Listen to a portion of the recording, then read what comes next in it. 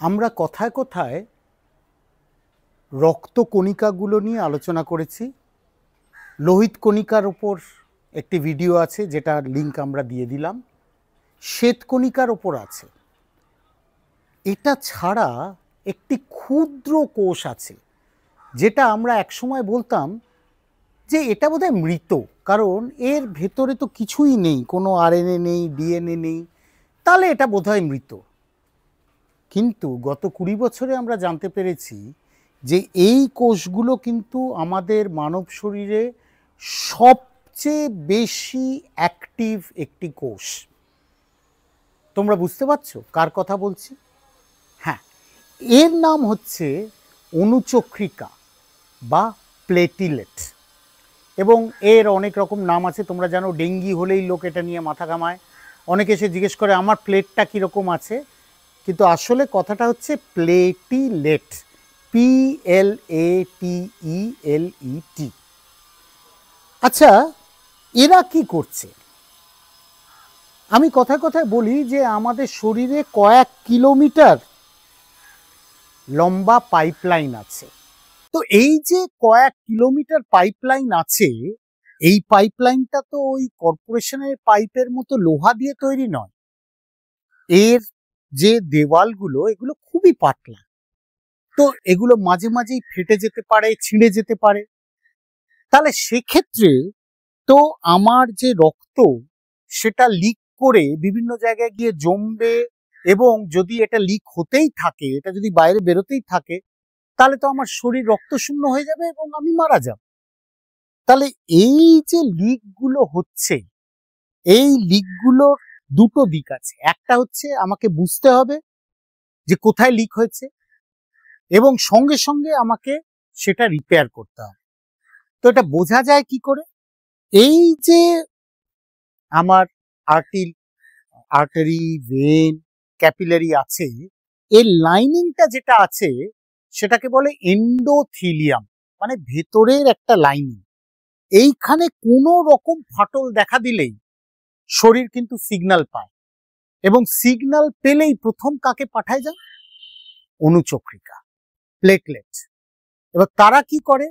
তারা শুধু নিজেরা আসে তাই নয়, তারা নানা রকম কেমিক্যাল মেসেজ পাঠাতে থাকে, ভাই সকল চলে এসো, এবং কয়েক সেকেন্ডের মধ্যে কয়েক লক্ষ অনুচক্রিকা এসে ওইখানে সবাই মিলে হাত ধরাধরি করে ওইটাকে বন্ধ করার চেষ্টা করে, ফাটলটাকে বন্ধ করার চেষ্টা করে। তাহলে আমাদের জানা দরকার যে এদের সংখ্যা কত। আমরা লোহিত কণিকার সময় বলেছিলাম 45 থেকে 55 লক্ষ পার মাইক্রোলিটার। আমরা শ্বেতকণিকার সময় বলেছিলাম 6 থেকে 11,000 বা 4 থেকে 11,000 পার মাইক্রোলিটার। এই মাইক্রোলিটারে যদি আমরা দেখি, তাহলে এই অনুচক্রিকার সংখ্যা কিন্তু 1.5 লক্ষ থেকে 4.5 লক্ষ।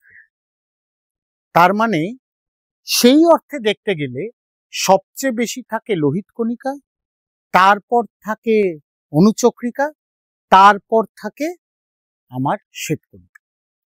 এবার এই যে অনুচক্রিকাগুলো, এরা যখন নিজেরা এলো এবং এরা অন্যান্য অনুচক্রিকাদের ডাকলো, এদের প্রাইমারি কাজ হচ্ছে ব্লিডিং বন্ধ করা, রক্তক্ষরণ বন্ধ করা। কিন্তু এরা একলা কিন্তু পারবে না। এরা হচ্ছে ফার্স্ট লাইন। এরা এলো, ধরে রইল, কিন্তু আমাকে শক্ত করে কংক্রিট দিয়ে ওই পাঁচিলটাকে ঠিক করতে হবে। তার জন্য তারা কাকে ডাকে? তারা ডাকে বিভিন্ন রকম ফ্যাক্টর আছে, ক্লটিং ফ্যাক্টর, যেগুলো ওই রক্তরসের মধ্যেই থাকে। তাদেরকে খবর পাঠায় যে দেখো, আমার কিন্তু এখানে প্রবলেম, আমি কোন রকমে ঠেকা দিচ্ছি, কিন্তু তোমরা এসে নতুন একটা দেওয়াল, নতুন একটা পাঁচিল তৈরি করো। যে কারণে প্লেটলেট যদি কমে যায়, তাহলে কিন্তু ব্লিডিং হতে থাকে, এবং সেই কারণেই প্লেটলেটের জন্য আমরা এত চিন্তা ভাবনা করি। কিন্তু তোমরা এখন নতুন প্রজন্মের শিক্ষা নিচ্ছ, তোমাদের এটা জানতে হবে যে প্লেটলেটের কাজ কিন্তু খালি ব্লিডিং থামানো নয়। প্লেটলেটের কিন্তু ব্যাকটেরিয়ার সঙ্গে, ভাইরাসের সঙ্গে লড়ার প্রচন্ড ক্ষমতা আছে। আবার প্লেটলেটেরও কিন্তু অনেক রকম মুড আছে। কাউকে কাউকে আমরা বলি অ্যাংরি প্লেটলেট, কাউকে কাউকে আমরা বলি ইরিটেটেড প্লেটলেট। এরা কি করে, এরা না কখনো কখনো যদি কোলেস্টেরল বেশি থাকে, বিশেষ করে ব্যাড কোলেস্টেরল, সেইটার সঙ্গে মিলে এরা ছোট ছোট ক্লট তৈরি করে, যেটা আমার হার্টের যে আর্টারি, যাকে করোনারি আর্টারি বলা হয়, সেইখানে জমাট বেঁধে গিয়ে হার্টে রক্ত চলাচলটাকে আটকে দেয় এবং তখনই কিন্তু হার্ট অ্যাটাক হতে পারে। সুতরাং মনে রাখতে হবে যে অনুচক্রিকা যে সবসময় ভালোর জন্য কাজ করে তা নয়। সে যদি রেগে যায় বা আমার কিছু কিছু জীবনধারার জন্য যদি সে এরকম হয়ে যায় যে কোলেস্টেরল এলো বা কোথাও কোনো একটু একটু এন্ডোথেলিয়াল অ্যাক্টিভেশন হলো, তখন কিন্তু ক্লট তৈরি হয় যাকে বলে থ্রম্বাস, এবং সেখানে কিন্তু থ্রম্বোসিস হতে পারে। সেটা আমার হার্টের আর্টারি, করোনারি আর্টারিতেও হতে পারে, সেটা আবার আমার ভেনগুলোতেও হতে পারে, যেটার আরেকটা নাম ডিপ ভেন থ্রম্বোসিস। তাহলে প্লেটলেট তৈরি হয় কোথায়? আবার সেই ফ্যাক্টরিতেই।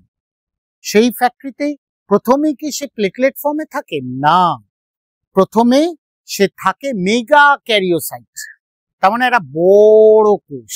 আবার তার থেকে এক একটা থেকে কয়েকশো অনুচক্রিকা বেরোতে থাকে, ছোট ছোট ছোট ছোট করে তারা বেরোয়।